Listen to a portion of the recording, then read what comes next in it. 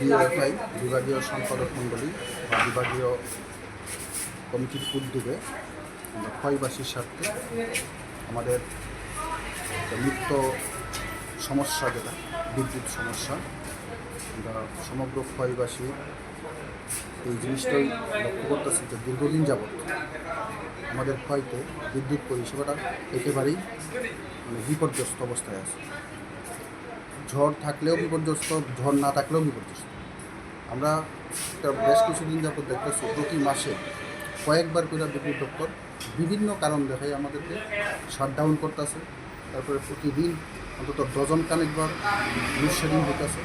এই সমস্ত বিষয় নিয়ে আমরা আজকে আমাদের এখানে ইঞ্জিনিয়ার সাহেবের সঙ্গে আমরা এই বিভাগীয় কমিটির পক্ষ থেকে একটা ডেপুটেশনে মিলিত হই। এই ডেপুটেশনের মধ্যে আমাদের বিদ্যুতের বিভিন্ন সমস্যা বলতে প্রায় 10টা দাবি নিয়ে আমরা স্যারের সঙ্গে কথা বলছি।